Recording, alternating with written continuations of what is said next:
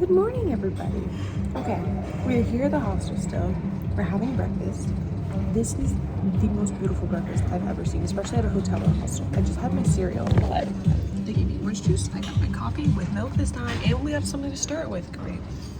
We've got lots of carbs, but that's okay. We've got a croissant with ham and cheese, a yogurt with granola and honey, Nutella, peanut butter toast, and some sort of I think a pound cake or something. Super stoked. Hello. And then I had cereal as well, which is very good. Today we have a wine tasting at 11:30. It's currently 9:48. We're gonna pack everything up, go to my wine tasting, and then I think just continue to wander around the city because I don't have to leave here until I think around 3 because my train I think is around 4. So yeah, we have plenty of time to just wander around and do whatever. But I will see you guys, I guess, at the wine tasting. So I obviously did not want to record or speak during the tour because I did not want to be rude, but here's some of the things that we saw. These big vats are full of wine and they are in their aging. I learned that the vats are and the barrels are made of oak, so the oxygen is still able to get in, but it still keeps the wine aging. All of these barrels are very, very old, and they mark the barrel with chalk so that they're able to tell which one is which. These bottles, they are vintage wines, so they're aging in the bottles, which I didn't know you could do. And yeah, it's very cool, very interesting. This next thing coming out, this is a model of their biggest vineyard, I believe, which is open to the public for people to go see, which is super cool, and I wish I could do it. Next up is the actual wine tasting. We were given these 3 bottles from their shop. This first one is a white wine. This one was very good. It had a bit of a citrusy flavor of pineapple and oranges. It also was a bit dry. It was drier than I thought. I love white wine. And this one, it wasn't my favorite white wine just because I do prefer sweeter wines. However, it was very good with this chocolate. This chocolate, they sell them. It's made with some of their red wine and it complemented the drink very well. This next wine, it's a bit of a sweeter wine. It was one of their reds. It's a 20% wine and it was very good. It complemented the chocolate so well because of the sweetness that it had. However, it was very interesting. Even though it was very sweet, it created a dry feeling in your mouth after you drank it, but it still had the sweetness that complemented the chocolate so well. This last wine, it was the second red. Truthfully, I don't have much to say about this one. I wasn't a huge fan of it, maybe just because it was so strong. It was a very high alcohol flavor. It was still only 20%, but it had a very, very strong alcohol flavor, which is common in the port wines because of how they're made and the grapes that they use, but it just wasn't my favorite. It did, however, still paired very well with chocolate because it was still a bit sweeter. Okay, we just got out of the port wine tasting. Hopefully I did some sort of voiceover and explained to you kind of what was happening in those videos. Maybe I didn't, I don't know. But I'll say, if you're coming for a port wine tasting, come, eat something beforehand because port wines are very strong. Most of them are a bit sweeter, but they're very strong. I had 3 small glasses of wine, not a lot at all. And I was feeling a bit tipsy afterwards, and even still now. So I'm looking for somewhere to eat now. I think I'm gonna go across the water and try to get something because I have to leave and I have to leave here to go walk to the train station at around 3:40ish, and it's currently 1:40. So hopefully we get something that's not super far, not super long of a wait, but we will find something. Okay, so we made it to this restaurant that's right on the coast, just down the road from my hostel. We got this shrimp and bread soup. It has shrimp, bread, egg, garlic, and their sauce. It looks very good. It smells very good. Let's check. And it's in a cute little pot. We're going to give it a try. Do I have shrimp on there? Okay. Looks like I got a little bit of everything.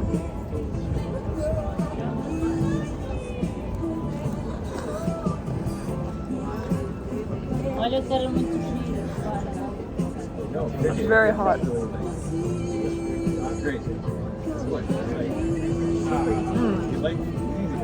I like that a lot. I like that better than the other dish that I had yesterday. That one was very good as well. I think this one was very good. I love a soup though. I love soup. You can taste the weediness of the bread, but also like the shrimp isn't too fishy. It's a little bit, just a little bit tough, but not in a bad way because the soup I think kind of cooks it a little bit more. I'm guessing. I love garlic, so I think the garlic there is so good. The egg gives it that creaminess. Sauce is so good. It's very good. I'd give that like a 9 out of 10. That was delicious. Okay, now we have a dessert. It's so cute. It's called Naros de Q. My boss on my internship said they eat a lot of egg here in Porto. She's from Porto. And this is, it's got some sort of cracker mixture down here, a sugar cream type of sweetened egg, and then yeah, layers. And it comes in this cute little cup, which we love a cute little cup. So we're going to get a little bit of all of it. We got the crackers on top, the egg, and then the cream.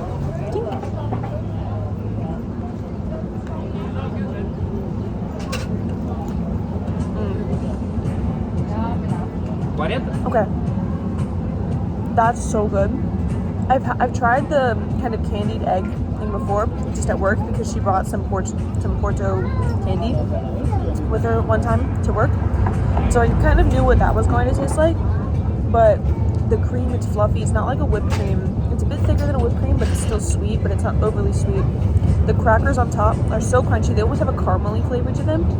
And then the sweetness of the egg, which is so strange to say, but it's so good. It complements the cream so well. It's almost like a creamsicle, and it looks like a creamsicle as well with the colors. But then the carameliness of the crackers contrasted, but in a good way. It's so good. I would just say, because I can tell, I looked at pictures of it before I got it, and the pictures it was like cracker, cream, cracker, cream, cracker, and so it was more layers. This one, most of the crackers at the bottom, and there's a little bit on top. I think like an 8 out of 10, just because I can tell when I'm going to get to the middle, I'm not going to have any cracker, but then when I get to the bottom, it's going to be all cracker. So I think that might make it a little bit better if it was more layers, but either way, it's still very, very good. Okay, I'm just walking around now. I just finished eating. I will like to say, I don't think I said this before. I was staying at the Sandeman Hostel, which is a part of the Sandeman like winery or vineyard, and I would 100% recommend, if you're coming to Porto, stay there or stay near there, because that's also where I did my port wine. It's also where I did my port wine tasting, because Sandeman is one of the original OGs when it comes to the port wine. And so I got a discount on my wine tasting because I was staying at the Sandeman hostel. The hostel itself was so cute, and I would 100% recommend it, and absolutely do. I would recommend that one personally for the wine tasting, the Sandeman wine tasting, because you get a tour of their wine cellars. There's so much history. It was so cool and so fun, and yeah, I would totally recommend Sandeman as a place to stay and a wine place to go. Okay, we're starting the incline on the hill. About like 2-3 minutes into the incline. Not too bad so far. Definitely a little bit tired, but not too bad. We'll see how it goes. Guys, I'm dying. I've been walking for forever, and I still have like 8 minutes. We made it to the train station. We basically got our workout in for today.